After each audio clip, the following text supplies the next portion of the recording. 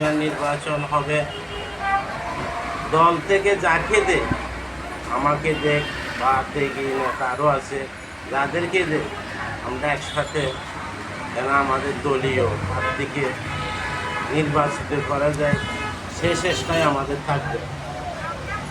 হ্যাঁ, আমরা শুনছি আপনি অনেক সময় যে মিথ্যা মামলায় অনেকদিন কারণ জেলে ছিলেন বা আপনি বিএনপি করার কারণে আপনাকে মিথ্যা মামলা দিয়ে মার্ডার কেসে দিচ্ছে, এটা কতটুকু সত্যি? এটা স্পষ্ট, এটা আয়নার মতন পরিষ্কার। শুধু এই এলাকায় গত আন্দোলন সংগ্রামে আমাদের ভূমিকা বেশি ছিল। শুধু আমাকে মাইনাস করার জন্য ছাত্রলীগের এক কিশোর গ্যাংয়ের রাজু, ওকে এলাকার মানুষ অধিষ্ঠ ছিল। ওই কারণে এলাকায় চাঁদাবাজি, সন্ত্রাসী সব কাজে ও লিপ্ত ছিল।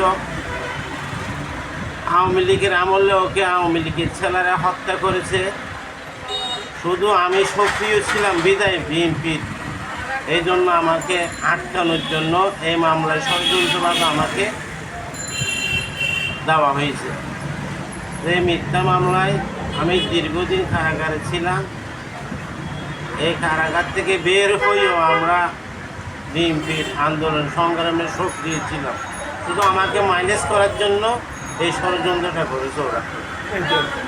ইনশাআল্লাহ আগামী নির্বাচনে যদি আপনাকে পার্টি চায় আপনি নির্বাচন করবেন ইনশাআল্লাহ। দল যেটা সিদ্ধান্ত নেয় আমরা আমাদের চেষ্টা থাকবে, দল যদি আমাকে দেয় আমি ইনশাআল্লাহ নির্বাচন